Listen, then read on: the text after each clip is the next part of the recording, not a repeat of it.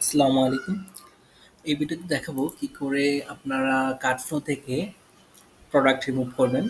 যদি কোনো product stock out হয়ে যায় তাহলে অবশ্যই কার্টফ্লো থেকে রিমুভ করবেন। তো এটা করার জন্য আমরা কার্টফ্লোস ফানেল এখানে আসবো।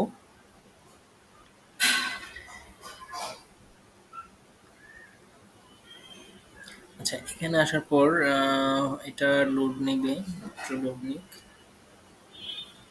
এখানে মূলত আপনার সবগুলো ল্যান্ডিং পেজ শো হবে। তো এখান থেকে আপনি যে ল্যান্ডিং পেজ থেকে আপনার প্রোডাক্টটা রিমুভ করতে চান, সেই ল্যান্ডিং পেজটা মূলত এখান থেকে বের করতে হবে।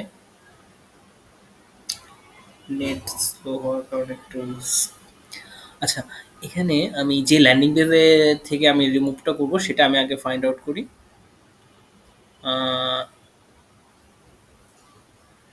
এসি, তারপরে C1, এই যে এখান থেকে এই ল্যান্ডিং পেজটা থেকে আমি রিমুভ করব। তো আমি এটার এই যে এখানে এডিট ফানেল এখানে আসব। এখানে আসার পর আমি আবার এই যে ওপেন সেটিংস এখানে ক্লিক করব।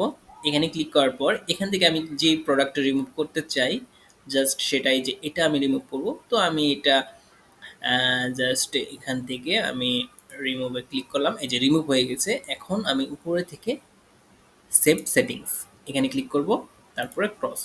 তো এখন আমি যদি এটা ভিউ করি তাহলে দেখেন এই যে রিমুভ হয়ে গেছে। আর যদি এখানে আবার আপনি অ্যাড করতে চান যখন স্টক হবে, তখন জাস্ট আবার সেম এখানে আসার পর আপনি এখানে জাস্ট এটা দিয়ে এই যে প্রোডাক্ট আপনি এখানে ক্লিক করবেন। ক্লিক করার পর অবশ্যই যে অ্যাডে ক্লিক করবেন। অ্যাডে ক্লিক করে এখানে যখন আসবে তখন এটা এখানে অ্যাড হয়েছে। আপনি চাইলে এটাকে আরও উপরে নিতে পারেন। এই যে উপরে নিয়ে আসলেন। তারপর অবশ্যই এখানে সেভ দিতে হবে।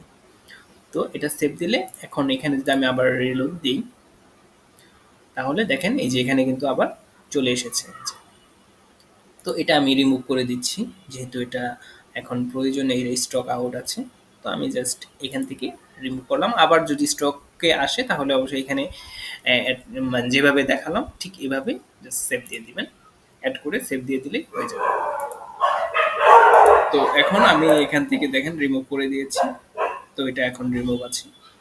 তো এভাবেই অ্যাড অথবা রিমুভ করবেন। আসসালামু আলাইকুম।